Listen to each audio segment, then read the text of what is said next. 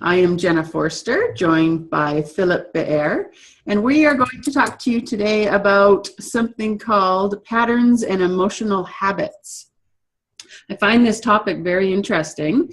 Being a specialist in behavior, I know specific pieces of human behavior in that as a human being, we are having on average 60,000 thoughts a day. And most of those thoughts are habitual. So most of those thoughts are the same thoughts that you've had yesterday and the day before and the day before. And on top of that, around 70% of those thoughts are negative. And they're mostly negative back towards ourselves. So when we're talking about this topic of emotional habits and patterns and how we can start to move in this automatic programming way, it's really interesting to cut ourselves some slack and to understand that we are habitual by nature. And then that can play out in everything that we do and the behaviors we exhibit and the actions that we take.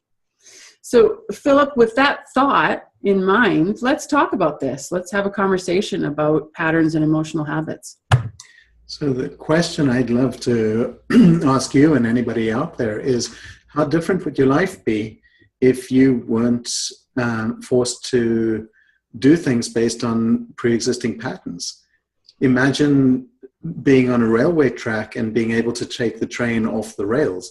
You don't have to keep going in that same direction. That was the innovation of the automobile, is that we don't have to only go in one direction.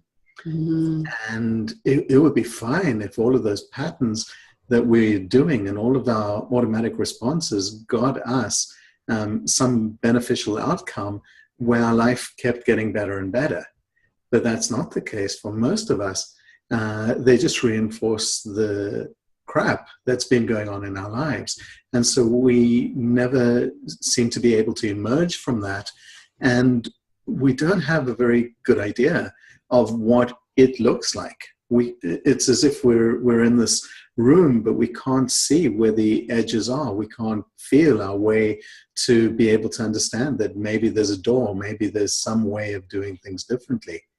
And the work that you and I are doing is magnificent in that it provides an opportunity for people to look objectively from a distance at how I, as a human being, how each of us is behaving. Like, what is it that causes me to respond to you in the way that I do?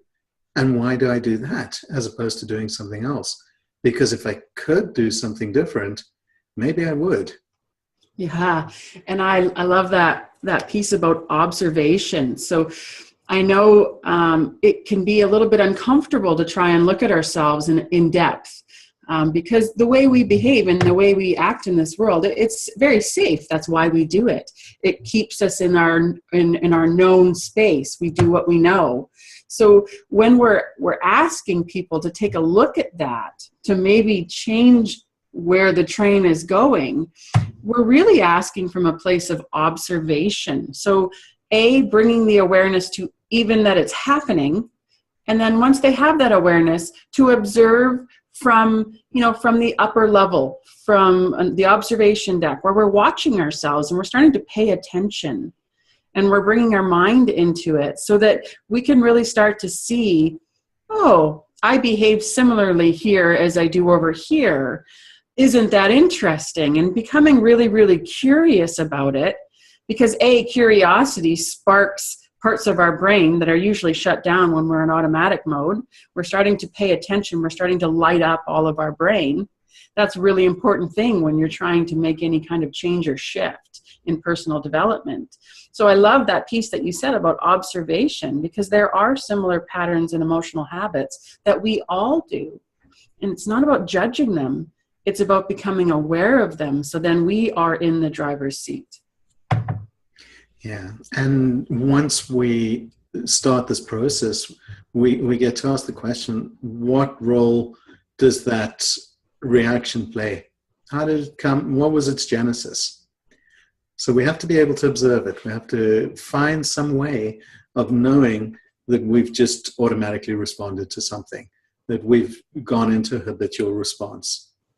And the way that we do that is to observe the one thing that that is easy to observe in terms of our reactions, and that's when we become excessively reactive.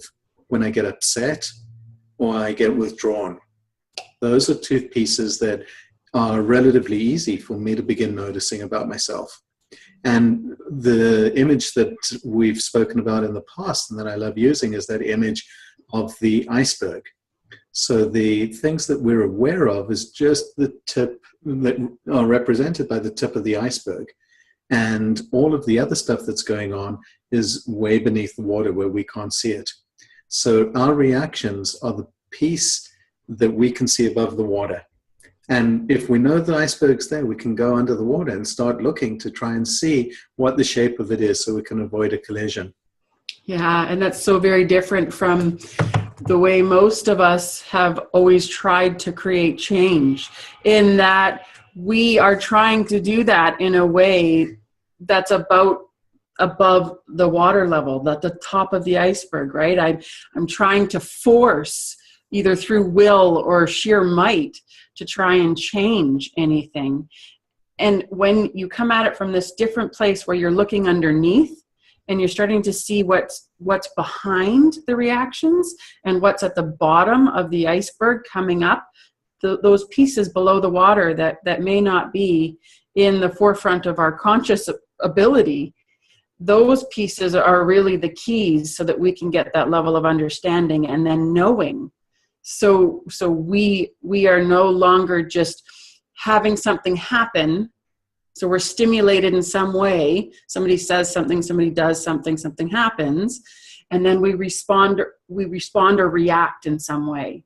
And most of us live where those two things are very close knit together. So something happens and we respond or react. What we want to do is we want to create space between the stimulus and the response. You know, I think of the word responsible. That's really saying responsible. So we are able to respond. And when we look underneath the water and what's driving underneath, that's where we are able to respond. Really powerful. And taking a deep breath is one of the first pieces to that. I'm having a reaction. And if we can't catch our breath, then we lose almost all of the momentum to be able to continue slowing that down and looking into it. The one piece that is worth sharing at this stage is that if we could easily look at it, we would, if it was safe for us to look at these things. So there's an element of danger or discomfort that's associated with the reason why we're reacting the way that we are. And that's beyond the scope of what we're going to talk about today. But it's something that we'll come back to help people understand what it means when something is too unsafe to look at. Mm-hmm. And really stepping out of that place of continual judgment of ourselves and degrading of ourselves, really, because we know all of this is happening and we spend so much time putting ourselves down or judging us in some way, ourselves in some way, and that really does feed this, keeping us at the same level. So then as we move on in these conversations, we start to talk about these things and what can happen with that. I think this is a really great conversation to start with before we move into that, for sure. Yeah, there is always a reason why we do the things that we do, and always a reason for doing it the specific way that we're doing them. And if we can understand why we're doing it that way and what it is that we're doing, we're on our way. Absolutely. Well, thanks, Philip. Thanks for spending a few minutes with me together so we can talk about this stuff. And thanks, everybody, for joining us. Please see us on our next video. Bye-bye. Bye-bye to everyone.